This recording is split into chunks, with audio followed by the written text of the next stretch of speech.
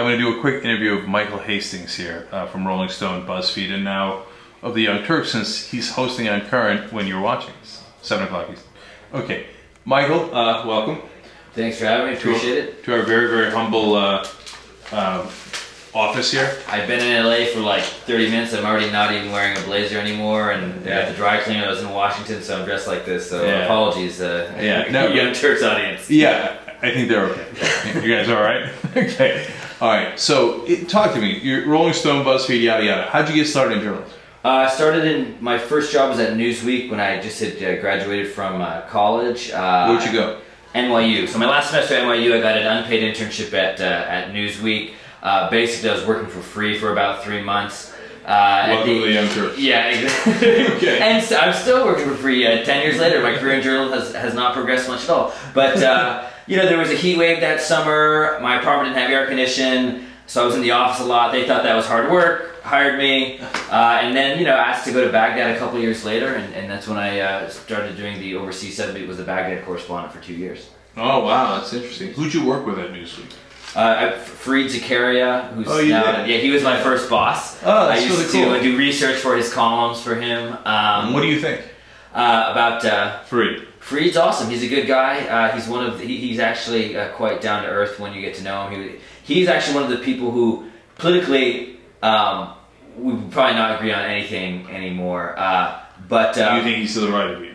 I think he plays a game where he'll be 15 degrees to the left or right of the conventional wisdom, and that's kind of his space. That being said, his analysis on some issues is always pretty awesome and worth reading. I think your analysis of that actually is excellent. I think that's very astute. I hadn't thought of it that way, but I think you're right.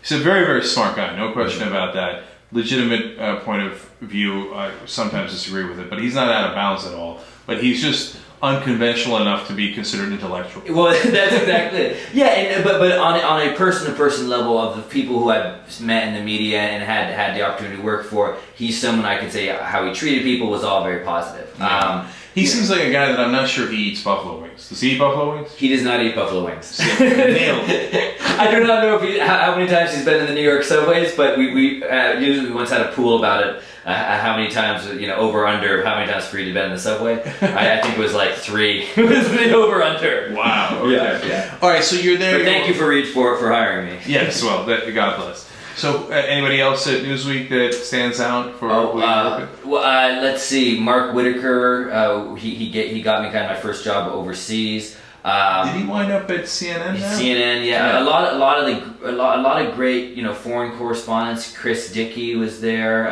Now he's at Daily Beast, does awesome stuff. A lot of the people now. I mean, Newsweek basically, the Newsweek that I knew has been totally decimated and destroyed after it was sold for $1 a couple of years ago. But when I was at Newsweek, when I started, there were 26 foreign correspondents. They now have 2.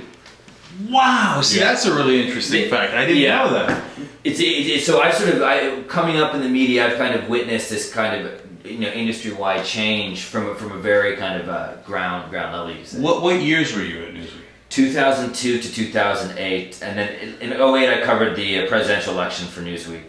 That was and covered Secretary Clinton, who was in Senator Clinton, and then dropped out and then quit Newsweek after she left because I kind of got sick of Newsweek. Oh, that's interesting. You were covering Senator Clinton at the time. At the time when she was running for president. Yeah. And so is that when you went over to Rolling Stone?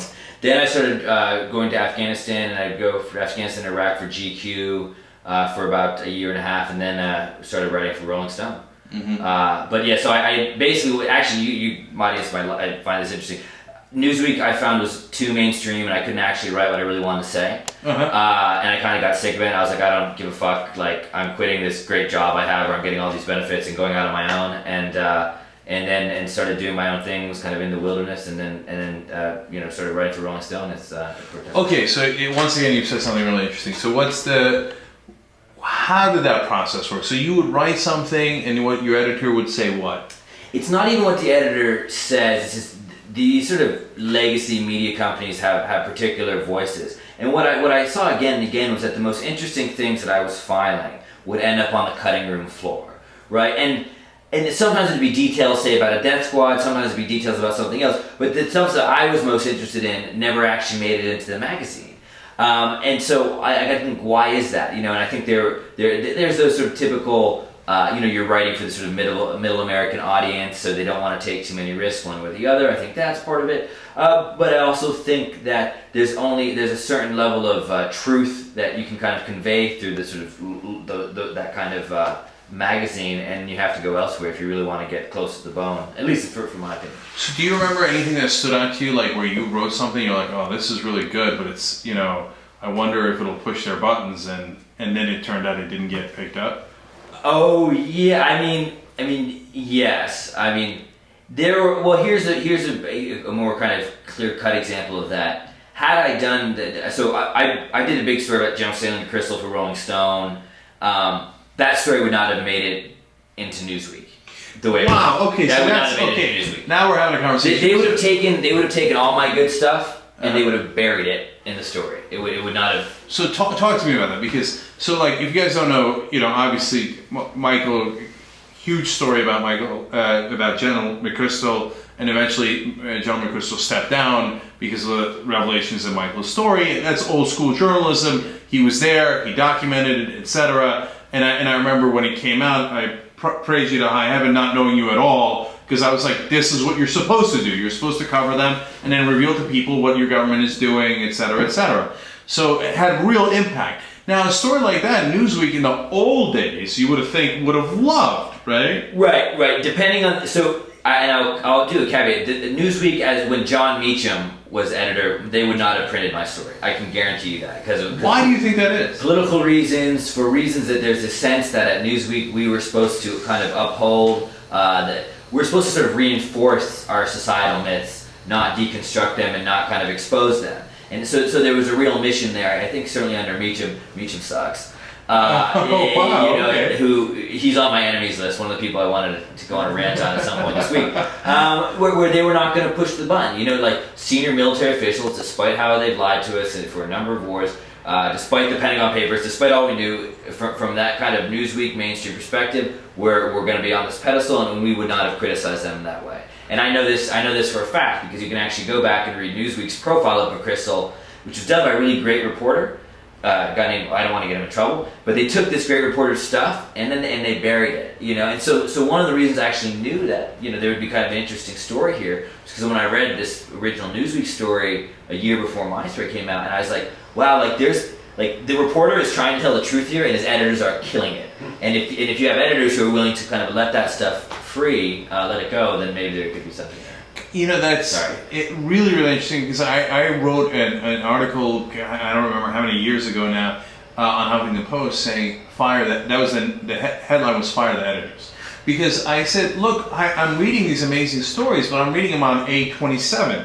Of course, I immediately knew that Saddam Hussein had nothing to do with 9/11, because if you read the whole paper, you knew that. They would tell you, right? It's not but they buried it. That wasn't the headlines. And when you go on TV, it's even worse, right? So I felt like the problem wasn't the reporters. The problem was the editors who were making these decisions on what to highlight, what to bury. Now, I wrote that God knows how many years ago, but it turns out, there you were in the trenches, and that's exactly the experience that you had. Exactly, and you could see, and the pressure, certainly not for the Iraq War, you would sit around the editorial room, and you could see people whose entire careers you think would have been opposed to something like that, like flipping light switches, stepping in line to kind of support these policies. Mm-hmm. But yeah, no, exactly as you're saying. It's so difficult to kind of try to get the real news kind of into the paper, into the magazine. The New York Times, it has a couple people who do it and do a great job. The Washington Post have a couple people who do a great job of it.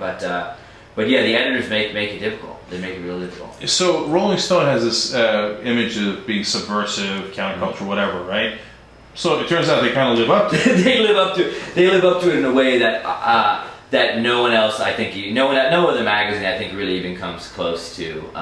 Again and again, and doing it for 40 years, and that's a testament to Jan Wenner, who's the publisher and founder and top editor there, and the people he's put in place who really, they're not afraid. Here's the difference, right? When the Pentagon calls your editor or the White House calls your editor, the general tendency is not to actually stand and fight for your guy. It's to kind of say, to throw them under the bus, and I've seen that happen. But Rolling Stone, it's like they have your back, which is pretty cool. Yeah, that is weird. So it's no accident, of course, that you're there, Taibbi's there, all the other great writers. Tim Dickinson does great Yeah, stuff. Janet Reitman, Evan Wright. I mean, they've you got some pipe hitters over there. And then finally, what brought you over to BuzzFeed? BuzzFeed, Ben Smith's another one of the most sort of talented political reporters I think out there, on this cutting edge of how do we do campaign coverage in this crazy internet social media age. And BuzzFeed seemed like they were willing to put the resources to do some really serious reporting, and really at the same time doing really, really fun reporting. I mean, BuzzFeed's like working with Willy Wonka's chocolate factory. Like you have somebody over here who's doing like 108 pictures of corgis. You have another one who's looking at like weird, obscene pictures of horses, and then you have like Ben Smith and I and Zeke Miller and Rosie Gray and McKay Coppins kind of figuring out let's strategize on how to do the Santorum or Romney or Obama story. So it's a lot of fun. Yeah, well, in some ways, it sounds like the Young Turks. So, Glass House. No, exactly. It reminds the open space office. It's been a lot of fun. Yeah. All right. Great. All right. Michael Hastings hosting the Young Turks all the way from this Friday, which is going to be May 4th, all the way through next Friday. So with Michael Schur, Tricia Rose from Brown University, it's going to be great. Check it out. Thanks for doing it.